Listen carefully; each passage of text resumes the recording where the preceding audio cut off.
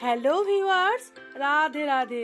দুতুন কিচেনের পক্ষ থেকে সবাইকে স্বাগত আজকের একটা নতুন ব্লগে। আশা করি তোমরা খুব ভালো আছো।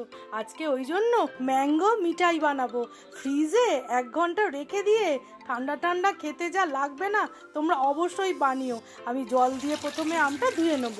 আজকে আমি পুরো গাছ পাকা আম দিয়ে করব, কার্বাইড ছাড়া। চলো এটা বানিয়ে নিই।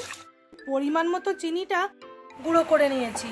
এইবার দুটো আখরোট সাজানোর জন্য আমি এটা কুচি কুচি করে কেটে নেব। আগে ভেঙে নিয়েছি, এবার ছাড়িয়ে নেব। বাবা একবারে গুঁড়ো করে ভেঙেছি।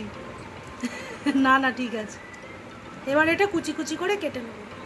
এইবার আমটা আমি কেটে নেব। আমি এই আমটার নাম জানি না, তোমরা যদি জেনে থাকো অবশ্যই জানিও। রংটা কি সুন্দর দেখো তো। এইবার আমি একটা সুন্দর করে এই আমটার পিস দেব, তোমরা দেখতে থাকো।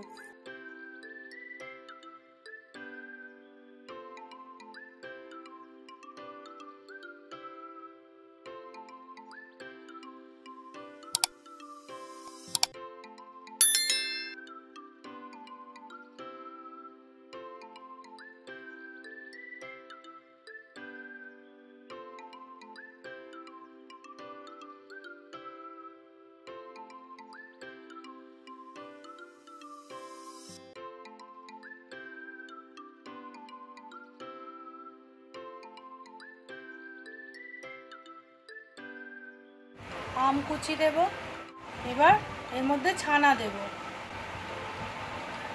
এইবার সব একসাথে এগুলো ঘুরিয়ে নেব। এইরকম পেস্ট করে নিয়ে চলে এসেছি। এইবার এর মধ্যে একটু ফ্রেশ ক্রিম দেব। দেখো মিক্সির পেস্টটা এইরকম হয়েছে।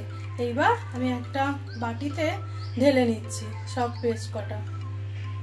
তোমরা দেখেই বুঝতে পারছো পেস্টটা কতটা ঘন হয়েছে।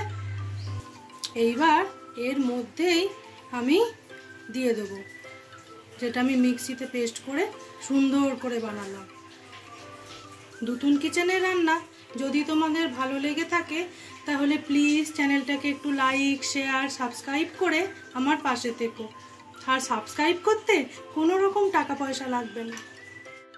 একটু করে আমের কুচি সবটাতে দিয়ে দেবো। এটা কীরকম দেখতে হয়েছে তোমরা অবশ্যই আমাকে জানিও।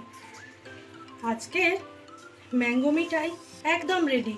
এবার আমি ফ্রিজে রেখে দিয়ে পরিবেশন করব। এইবার ওপর থেকে একটু করে আমি যে আখরোট কুচি করলাম দিয়ে দেবো।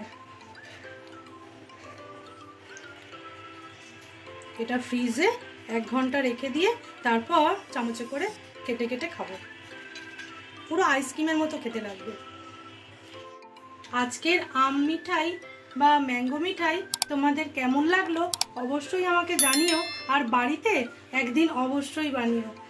আর আজকের ভিডিওটা এইখানেই শেষ করছি। দেখা হবে অন্য কোনো ভিডিওতে।